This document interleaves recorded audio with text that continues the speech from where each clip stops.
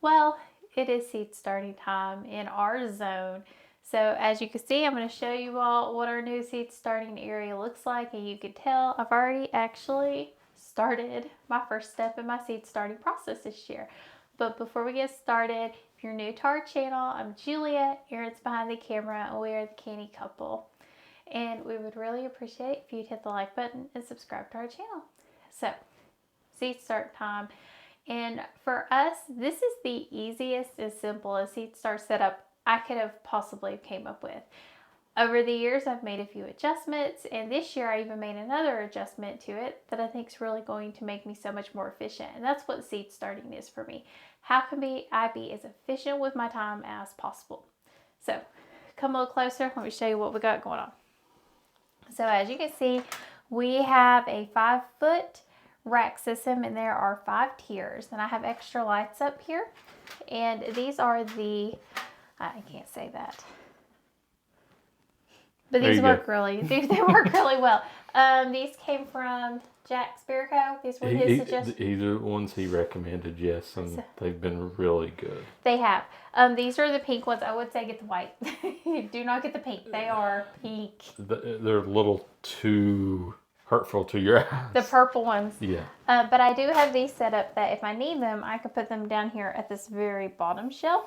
Or we have talked about putting a hanger up above on some studs on the wall here. So we do have options to grow if needed. But here's what we have right now.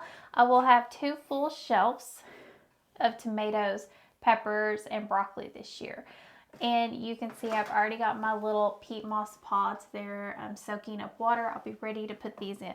But what I like about this setup is it's so easy to adjust as it grows. So this year, before I would have just unclipped it and removed it. But this year I looked at it, I was like, why can't I just take and move it this way? These are S hooks, and they were actually tight. So I actually have to go through and separate each of these. But as you can see, it's a much more efficient use of my time. It just moves up really easy.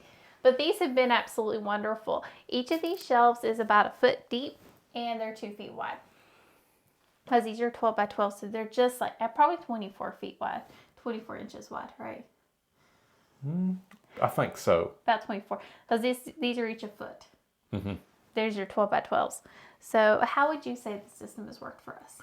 It's, if you've listened to the podcast from Thursday night there, this one here is leaps and bounds over anything else we've tried in the past. I mean, we've been doing this one for 2 years. This is our 3rd year. On this one? Yeah, on this setup. Yes. But we've made adjustments every single year. Mm-hmm. Something has changed every year. And you'll see I have tape on the wall here. That's because we have a plug-in down here. We're going to get up onto the wall. It's a little bit difficult because we don't want water hitting the actual power outlet. So we want to get that up off the wall so water doesn't hit it. And I find for seed starting, this type of water with a small spout is actually better for me. And if it's really dry, because it can happen, I'll just take it to the kitchen. So tell them how this works. So it's all connected. It's like, what's the word? It's linked. So each one is linked together. So you have 6 sets of lights all linked together on one outlet. Right. So we don't have to turn on the whole system per se. We can turn on one whole level here. And I have each level labeled. So A, B, C. It's hard to zoom in there. Yeah. Yeah. And it's also labeled on the outlet. You'll see like the plug-in here. It says A. And I have the outlet right here where I can just do a really quick flip, and it's right there where I need it. And we did the first 2 because I'm expecting us to have to rise these quite a bit for the tomatoes and peppers. But I don't want to go to a smaller system because for hydroponics, we're probably going to be using these first 2 shelves and this 3rd one. Wouldn't you think? Yeah, and this is where we'll be growing spinach less indoors via in the fall our systems, yes. In the winter. Now, we did use the heat mat last year. This is something that we are not doing this year. I couldn't tell that it did anything. Yeah, It didn't honestly work not. for us. It didn't work for us. Not much at all. Well, and now since we're in the homesteading kitchen here, it's sort of shut off, so it shouldn't get as cold either. It's what, 10 by 13? I think so. And It's we're gonna do a a video a on that. video on that coming up soon. Yeah, we've got a few more projects we're working on here for it. But this is our system, our setup, and I got to tell you, it's one of the easiest setups ever, but it is so efficient and it works really, really well. If you're looking for a very simple, small space, as you can see, this space is tiny. I did try to turn it. I didn't like it. I felt like it was kind of cramped and tight for me to get to like these side ones. Pull it down. We've kind of played with the design here, but for us, this really is a great setup system. It just is. I can't brag enough on how easy this is to use for us. And just a few small changes, like opening your hooks here, because you can tell this one's not open. So I have to go from the bottom. I'm going to go through and open all of these to make sure that when I need to, I can just unhook it, flip it up, and it's done. What do you think is the best part of this? I would think for us is the ability to just turn on one level at a time instead of turning on the whole system, because then you're using a lot more energy consumption on those. And you can undo them. So whenever we have Yes. peppers and we take broccolis off.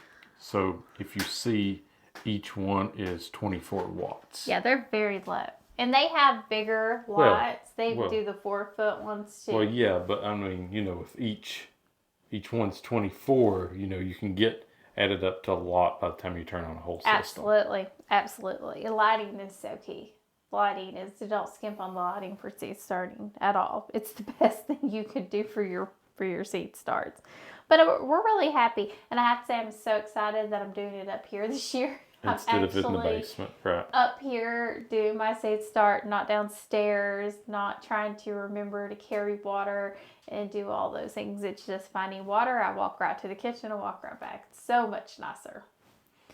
But this is our seed start. If you have any comments, questions, what does your seed start area look like? We would love to see that. You can drop those in the comment, or you can email us at thecannycouple@yahoo.com.